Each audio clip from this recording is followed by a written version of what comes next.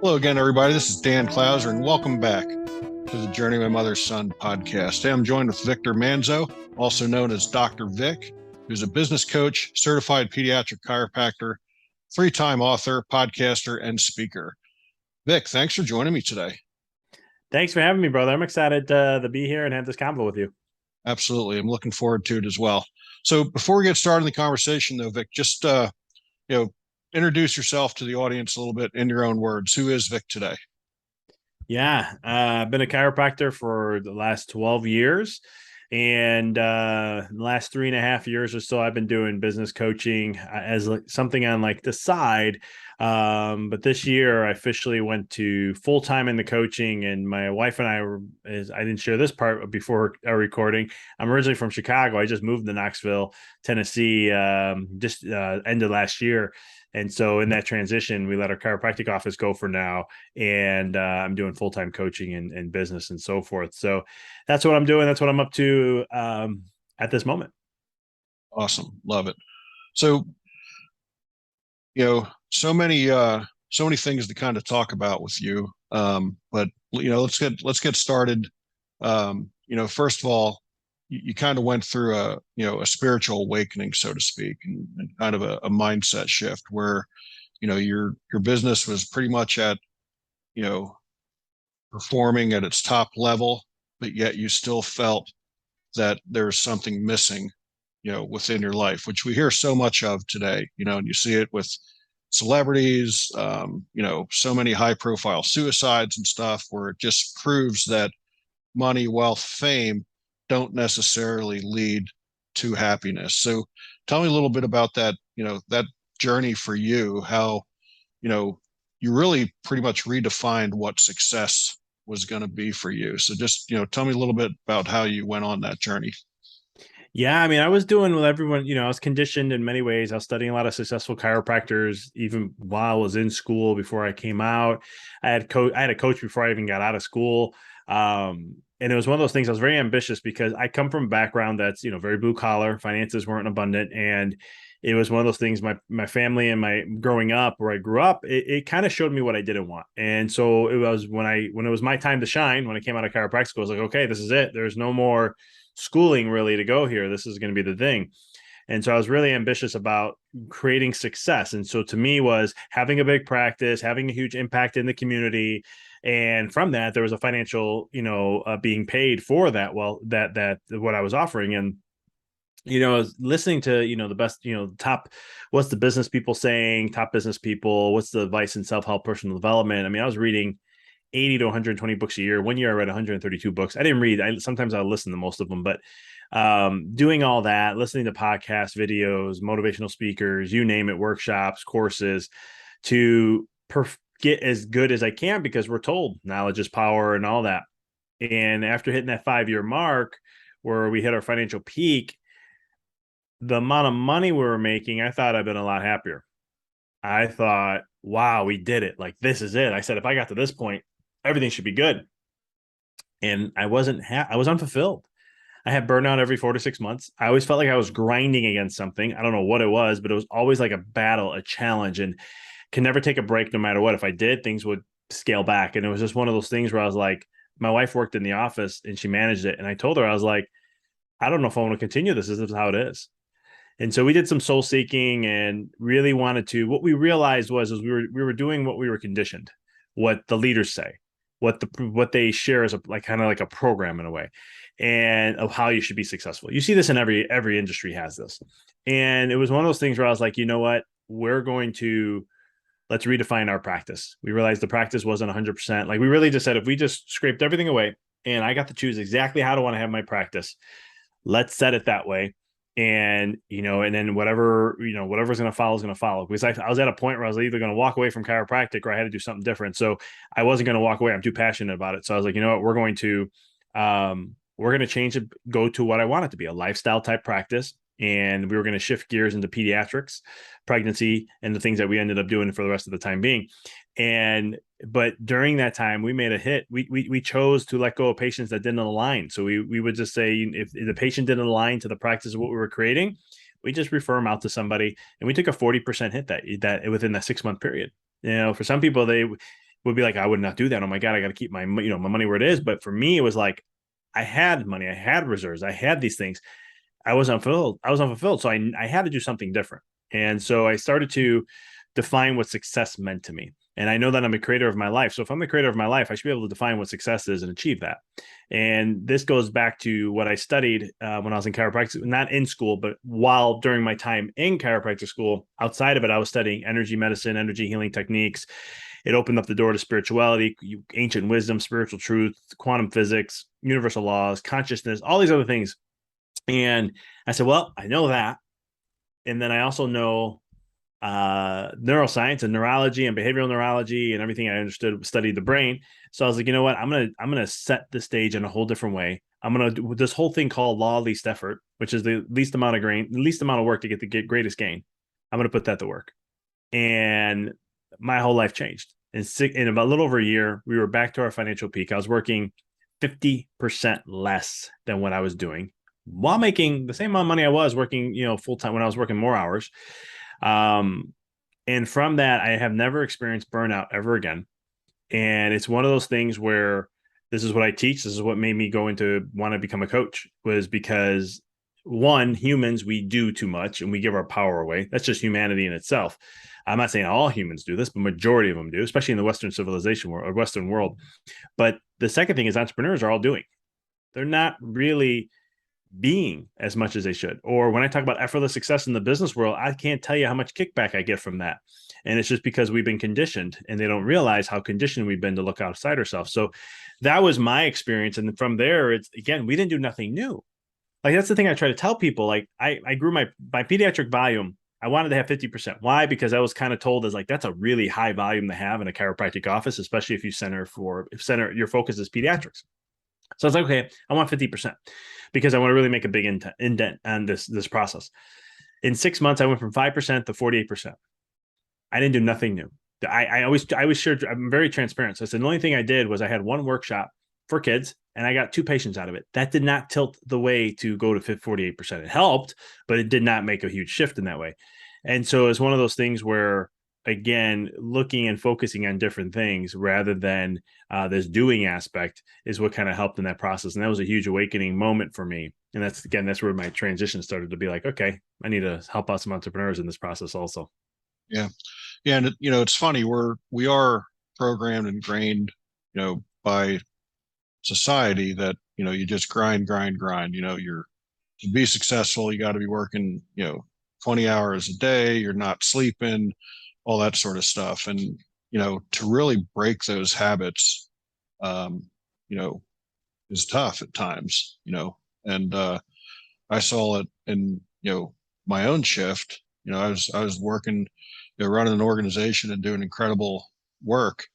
But yet I was working, during our peak season, anywhere from 80 to 100 hours a week, and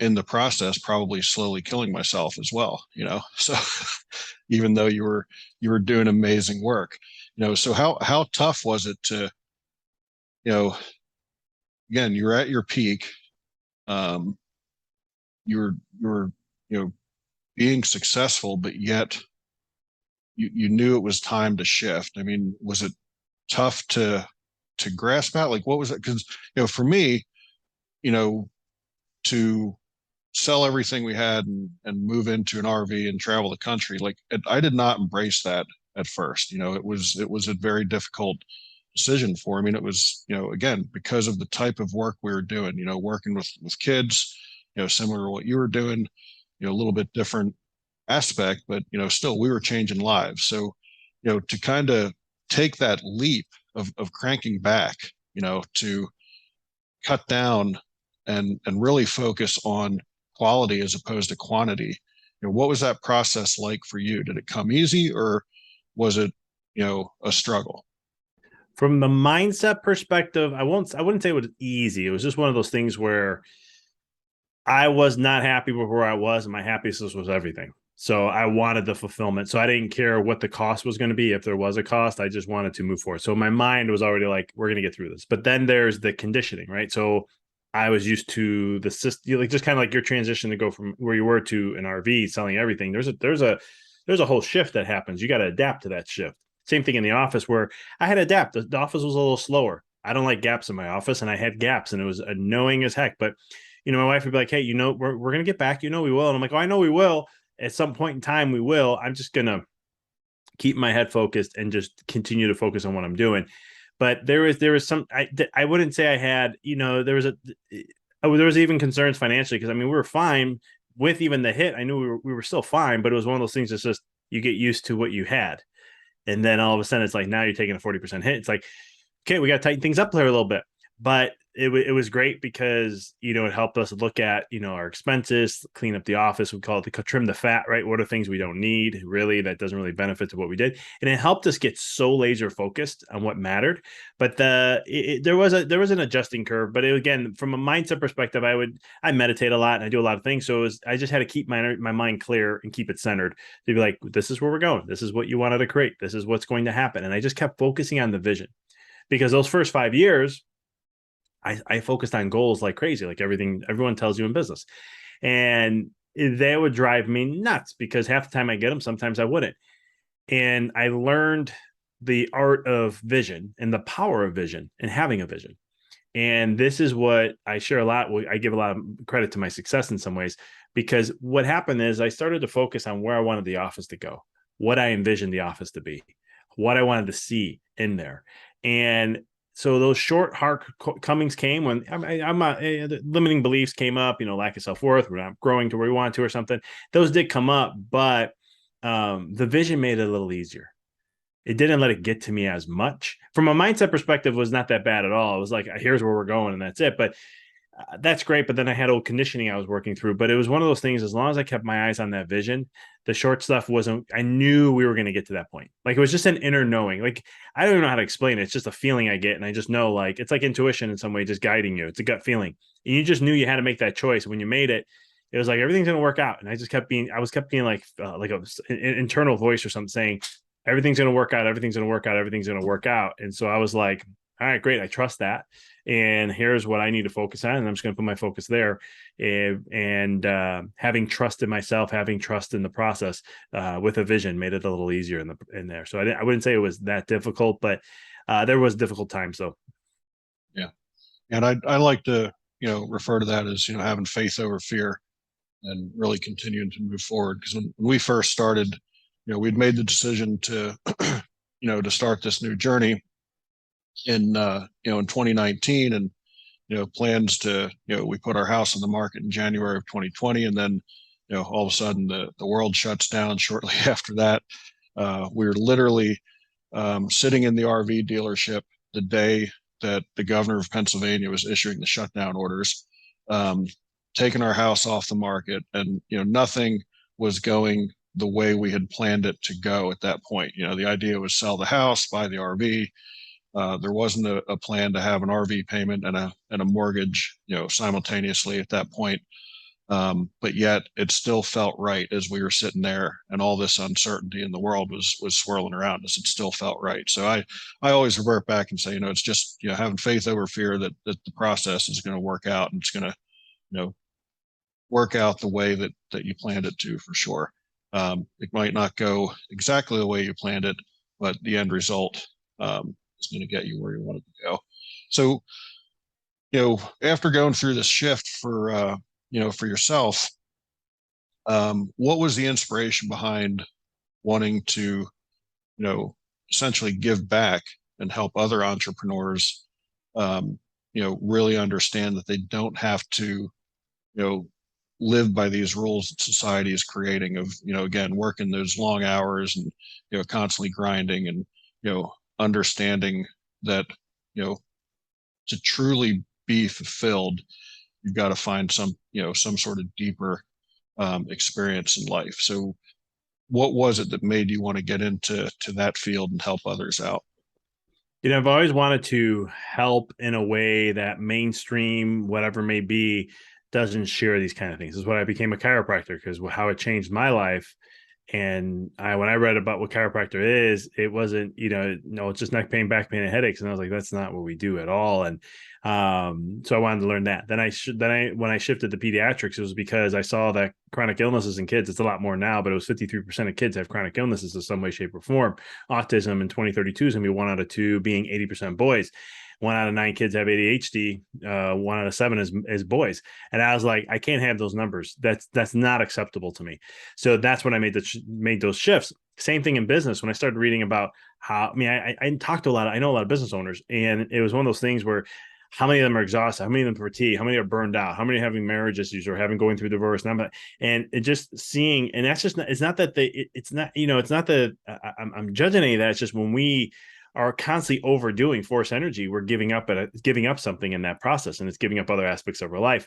And so I just saw a huge problem there, and I was just like, this is not going to continue to get better, because if you look on Facebook or social media, or you go Google how, things about business, you're going to hear all doing, you're going to constantly still see that. And I was just like, this needs to change. And I'm going to be that.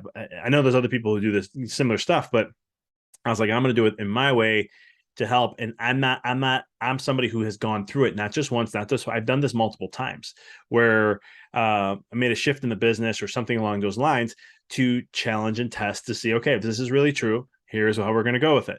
And it worked out. And it was one of those things where I'm like, okay, I have a formula here that can help. And so that's what intrigued me, but I didn't get into coaching immediately. At the time being, I was like, I've always wanted to I had a podcast in 2012, and it was all on health. Did about 100 episodes, and I was like, there's already enough health podcasts out there. I felt like it was oversaturated. I could have went more into it, but I had a chiropractic office where I was doing it already. So I was like, I just rather educate my community and empower them. And so that's what I ended up doing. But I always had an interest to have a podcast on the mindset, on spirituality or mindset or mind in some way, shape, or form. And in 2018 is when I was like, it's time I want to do this, and I want to do it right. And so I did a podcast. 3 months later, I wrote a book. And then I was like, I think I have a formula here where I can help. It's not a system. It's not cookie cutter. It's one of those things where it's customized and individualized. But 6 months after that, I started doing coaching, because I just wanted to tell a different story, and share stuff that's not, when I talk about energy healing, it's getting popular now. It's starting to be a little bit more accepted, but that used to be called, 10 years ago when I was in chiropractic school studying this stuff, even colleagues of mine were like, dude, go, if you want to do that, go do that. That's not chiropractic. And I just look and be like, y'all just don't understand. You don't understand where chiropractic comes from. And I had to learn that, unfortunately, outside the school, not in the school, to really understand that concept. And it's the same thing in business. It's like we think we have to do so much and condition so much. And with my studying of subconscious mind and limiting beliefs and how our mind's programmed and conditioned and how we get wired a certain way, and understanding the developing side of neurology and how our brain develops and so forth, that was a huge thing to be like, we got to unravel some minds here and try to shift some gears. And that's where the inspiration from coaching and working with entrepreneurs came. Yeah. And even, today, when you talk about, a growth mindset and positive mindset and that sort of thing, there's still a lot of people out there who, treat that as woo-woo sort of talk, that no, it's not that easy. Positive thinking, positive attitude is overrated. You don't have control over what's going to happen. And I completely disagree with all of those statements. But when you're out there and, what are some of the things you learned that have really proved that a positive mindset does, literally change everything for you? Let's just go to the science, right? Quantum physics shows from a study called double slit study how we see something and what it becomes. I'll just make it nice and short that way. But and so how we see it. So if we see something positive, if we view something in a positive way, good chance you're going to have that experience. If you view something negative, good chance you're going to have that. And it's not only just from that kind of work. There was a book called, which I highly recommend a lot of people to read. It's called The Hidden Messages of Water by Dr. Masaru Emoto. And in his work, what he was understanding is how thoughts, or how we label something too, can influence the structure of water. Now you understand there's no control mechanism, but what he's showing is and I don't know if this is his intent of what he did. I just, from my understanding of all my background, this is what he was sharing, is how consciousness influences the molecular structure of water, which it can affect physical matter. The double slit study showed that already, but now all of a sudden, here's another example of this. And so what they did is they had a glass of water, and they said love, love, love, love, love. All of a sudden they freeze it, and they look at the molecular structure of everything, and it's in a hexagonal form, and a lot of crystallization at the end, which means it's a high vibration. It's very, a higher vibration of water. And then they did the opposite, hate. And they did hate, hate, hate, hate. They refroze the water. They looked very chaotic, no really hexagonal structure, no crystallization form. Now, how is it that just those two words are changing the structure of water? Right. So we look at that perspective on it. And I'm losing my train of thought where I was going with all this, but I'll just stick with the book. But it's those things that how we influence, how we see things. So if we see our life in a positive matter, then all of a sudden you're going to start to align more of that with you. We already know, here's a health side of things. If you have one negative thought, that weakens your immune system. We know that already.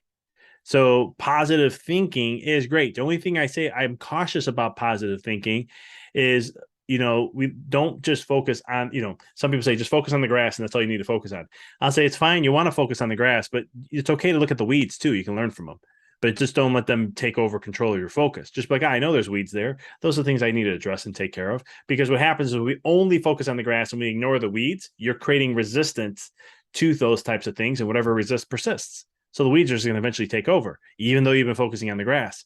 So it's one of those principles. But seeing an outlook of a positive outlook in your future, or seeing, a positive result coming out of something, it may not happen in the moment, but the more you keep doing that work, the more you're going to eventually start to see it happen. I mean, it's just the way, with quantum physics has been showing, the law of focus, where you focus on is what you're going to create, and all these different rules and laws. So there's a little science behind it, but that's the kind of concept of that. I can even get in some neuroscience too if you wanted to, but I'll leave it there for now.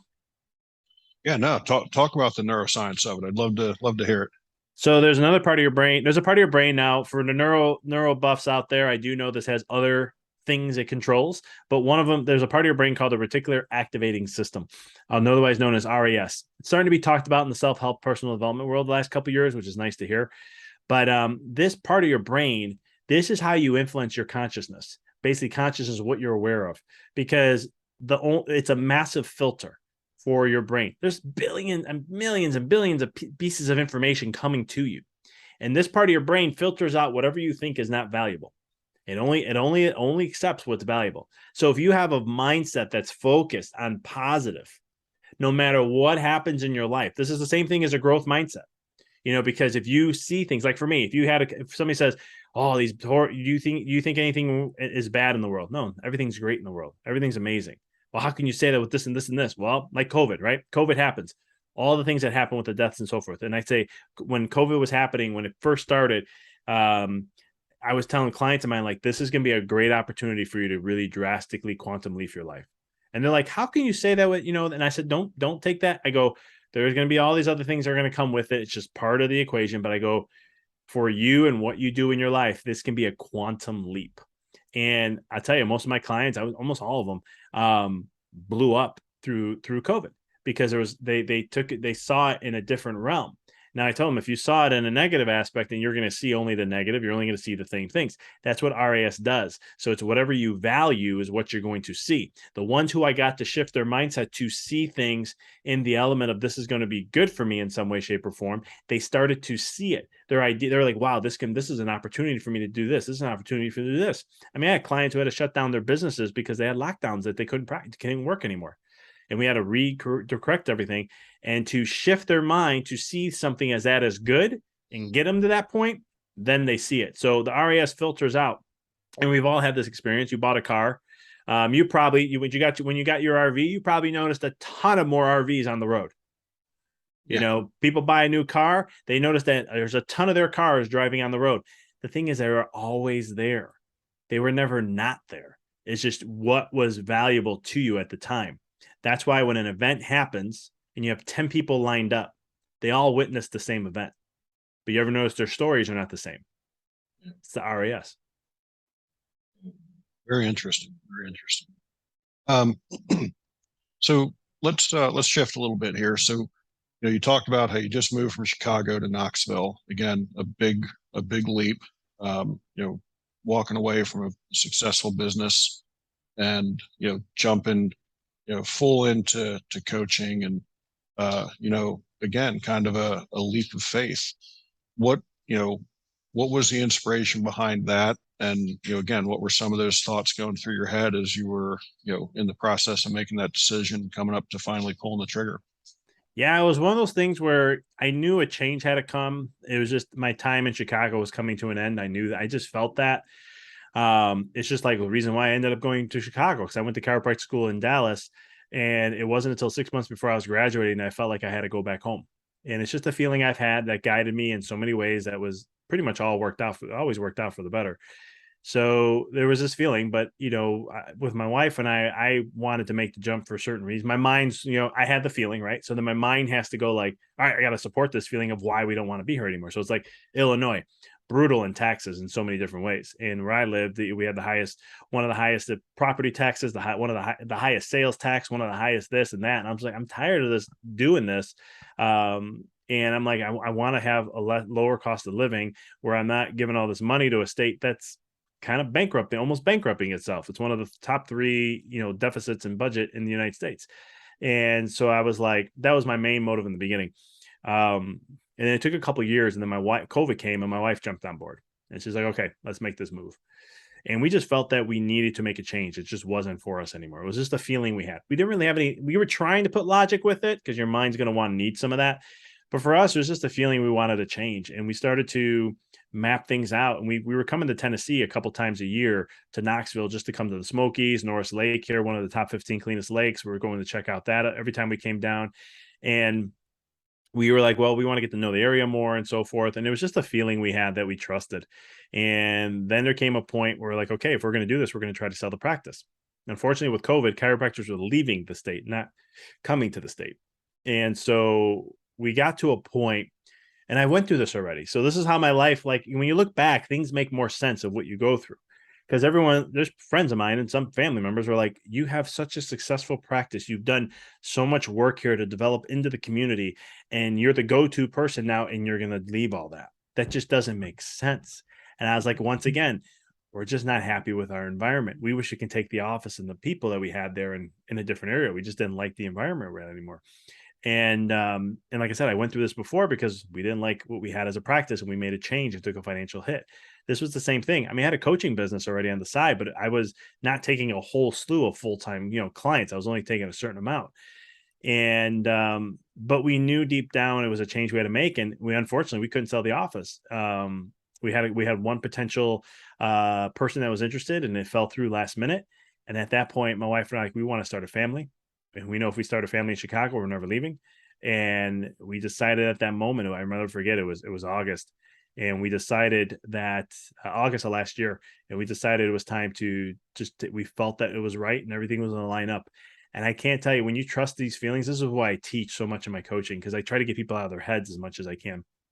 Trust these feelings, because what ended up happening is my wife is on a plane going to Knoxville. I can't go because I'm running the office.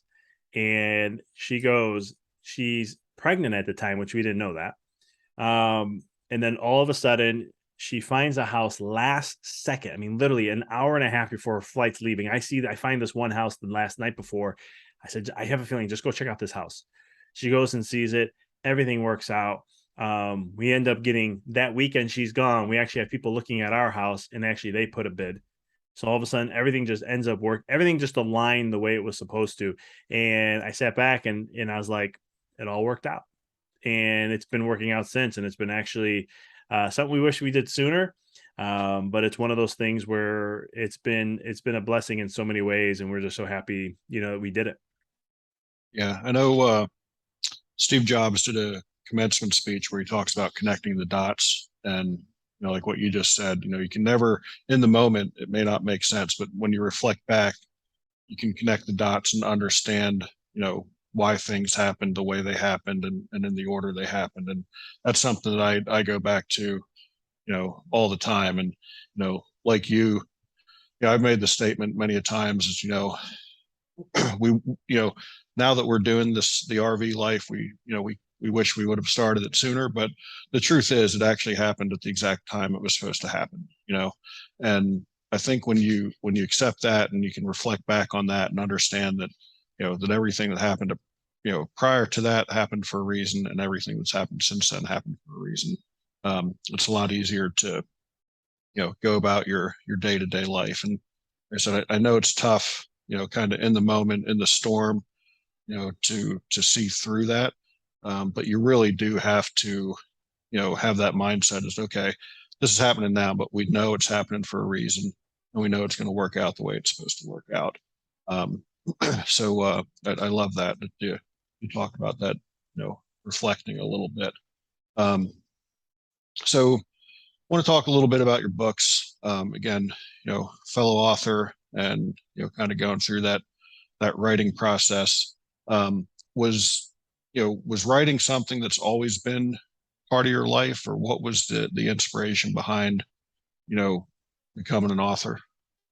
I'm not a great writer. My parents might disagree because I used to write letters to them every year for their birthdays and stuff. And they're like, you just put things in such a wonderful way. I'm like, yeah, grammatically it's brutal, but and it's funny because when I was in a chiropractic school, we used to, yeah, I was checked on my writing grammatically, and I'm always like, I'm gonna be a doctor. Who cares how I write things? Like seriously, if someone's gonna judge me by my writing, they're like, well, you want to at least make. I'm like, I really don't care about that. But it's one of those things where being an author was something I was just inspired to do at one point. I don't know if it was just oh, I'm an author, that's kind of cool kind of a thing or whatnot. But there came a little point later in life where it's kind of like a gift to the world because I love books in a way because you're taking a snapshot where the author's mind is at the moment in their evolutionary process, which is really cool. But for me, it was one of the ways just to share something, and it's really sharing a book that I wish I had when I was younger, and that's kind of what my books have led me through. So I'm always in the aspects of like when I wrote my first one, Rediscover Your Greatness, it was all about the rules to this game called life, and understanding how when we become better players in this game called life, that we can really understand and really rediscover our greatness. Not discover it, you already know it. It's just we have to go back and understand this aspect of it to get to that point. And as a teenager, I wish I had that book. I Yeah. wish I really had that. And I wouldn't, I know I wouldn't. And like I tell people all the time, I even tell this to clients, like, they're like, I wish I had this when I was younger. You wouldn't have absorbed it when you were younger. You wouldn't have taken it in the way you're taking it in now. I always tell people, like, read a book and then go read it 3 to 5 years later. Notice how you see things totally different than what you saw before. It's all energy and vibration and where you're evolving to. But I had a vision, I have a lot of visions. And one of them is I want to write 30 books in my life. I don't know why 30. Some people ask me why the number 30. I have no idea why 30. Couldn't tell you. But I just feel like I want to write 30 books in my life. Maybe because Wayne Dyer, I've read a lot of his stuff, and he's had a gazillion books. Deepak Chopra is the same way. People I was studying back when I was in chiropractic school a lot. Um, but it's just one of those things to share something to help somebody. And if my book can help just one person, my book did its job. It's not about I don't get into accolades and bestseller. I don't care about any of those things. And one of those reasons is I've learned a long time, well, not that long ago, but Jerry Seinfeld, this I always share this, is that he's the richest comedian in the world. I think Kevin Hart's going to probably give him a challenge in a few years from now. Um, but if you ever ask him, why didn't you ever take an award for anything? Eddie Murphy asked him this, and he was like, "Because the award is doing the work every day." And I was like, "That is so true." Yeah. We get so caught up in all these awards and all these things, and yet we forget that the award is not about what someone gives you. Because if you feel like you need that, that's a self-worth issue. That was me in the beginning of my career. Or you feel that you're doing it for egotistical purposes rather than what's the real meaning behind what you do. And I'm not judging anybody who wants awards. Oh, you gotta understand, every year I won an award up until 2016, and then I won an award in 2020 that I accepted. But I didn't go to the award ceremony because of COVID. And I was like, hey, this works out. I have an award, but doesn't matter. I didn't even market it and like branch it off as like, hey, look at what I won here as best under the 30 under 40. That was my second one that I won, or got nominated for. But because it didn't matter at that point in my career, because it's a point of like I got the award is just doing what I do every day. Yeah. Yeah. And I think, you know, another thing with, with being an author is it really does um, create a legacy, that long after we're gone, people will still be able to read, what we put out there to the world and, kind of keep that legacy moving on. So I think that's one of the things that, um, you know, makes it attractive, so to speak, to, almost, almost create a little bit of immortality, even though we all know we're mortal for sure. Yeah, I like how you said it's a legacy, because it is true. That's another thing. Just leaving to the world, because I know when I'm gone, they can, again, the snapshots of where I was in my evolutionary process. Yeah. Vic, is there anything we didn't cover that you'd like to make the listeners aware of before we get to my final question? Yeah, I think we covered a lot of good stuff. I mean, there was a lot that we discussed. I don't think there's anything from what we discussed that was missing. That I feel like, oh, we should have talked about this or touched base on this. Love it. Vic, how do people get a hold of you if they want to reach out for coaching? How do they get a copy of any of the books? All that fun stuff. Where can they find Vic at on the internet? I appreciate that. My website is my hub, empoweryourreality.com. If you're a business owner and you resonate with some of the stuff I was sharing, I do a free discovery call where I get to learn a lot about you, what you're going through, what goals you want to see, achieve, and so forth. Really, the calls helps me to qualify to see if I can help you, and then if I can, I share my coaching process and what I do. I have free resources on my website. I got a free ebook on the power of visualization. You can get my book, decoding my most recent book, Decoding the Matrix, on there. But you can find all my books on Amazon and I think 40 something online retailers. And then if you are on social media, want to connect with me, I'm on Facebook, Instagram, LinkedIn, and TikTok. You can find that in the bottom left corner of my website. Any questions, reach out. I love hearing from people. Love it. So, Vic, that brings me to my final question. As you know, the subtitle of the podcast is Many Little People in Many Little Places, which comes from the opening lyrics of a Michael Franti song, which go, when many little people in many little places do many little things and the whole world changes. So it's one of the little things that Vic's doing on a daily basis to make the world a little bit better place. I love this question because this is something that I learned early on from coming out as a chiropractor. As chiropractors, we want to save the world and heal the world and do all these things and these huge aspirations. And I laughed at myself a little over a couple of years later, because I was like, if I want to heal the world, I got to heal myself. If I want to help the world shine more light, be more positive, all these other things, it starts with me every single day. And so every single day I focus on, my goal is to get to 1% better every single day, as much as I possibly can. Some days I may be 0.01. Some days I'm 2%. But at the end of the day, it's just those micro improvements, because I know for a fact, and I shared this in my third book, when I can improve myself, my vibration, and so forth, to evolve, that creates a ripple effect, like you're kind of sharing in the lyrics. The many little people doing many little great works all of a sudden starts to expand and help. And so that's the stuff I do on a daily basis. Love it. Love that answer. Folks, for you out there listening, go ahead and check out some of my other podcasts and blogs at journeymymotherson.com or danclouser.com. And while you're there, pick up a copy of my most recent book, The Journey of My Mother's Son, Volume 1. Vic, I really appreciate having you on the show. This was a lot of fun. I really enjoyed the conversation. No, thanks for having me on. I enjoyed the convo. Appreciate the time. Absolutely. You bet.